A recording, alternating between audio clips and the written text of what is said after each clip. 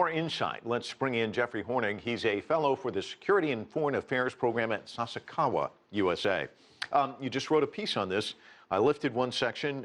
You say specific policies pertaining to the Asia-Pacific security realm are non-existent. As Donald Rumsfeld once said, there are unknown unknowns. Donald Trump is an unknown unknown in many respects. Is this just basically just out there to try and reassure the America's allies? I think it's a first step.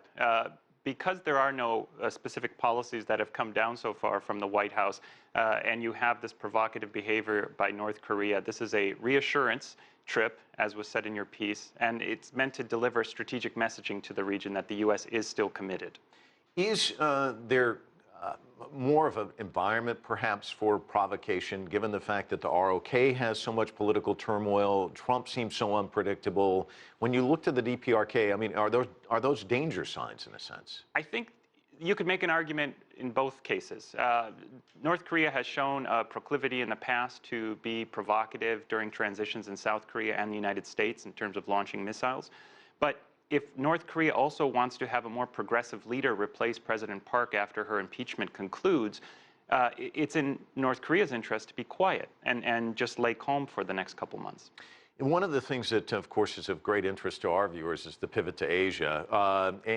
And I heard some of Trump's advisors before the election really sounding very strident, like almost wanting to up the ante. Do we have any sense of what's going to happen with the pivot to Asia?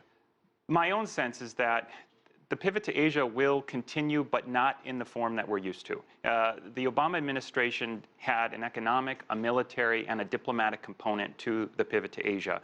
But looking at Donald Trump's statements during the campaign, the TPP is out the window. There's no talk about institutions or diplomacy. It seems to be very much a military pivot to Asia, and I expect that that's going to continue. I don't want to ask you to get inside the heads of these world leaders, but I'll ask you to get inside the head of these world leaders. What do you think they're thinking when there's a story on the front page of the Washington Post, an ally of the United States in the Pacific region, Malcolm Turnbull, on this phone call with Donald Trump, widely reported it did not go well, it was cut short. How do you think world leaders are perceiving this administration?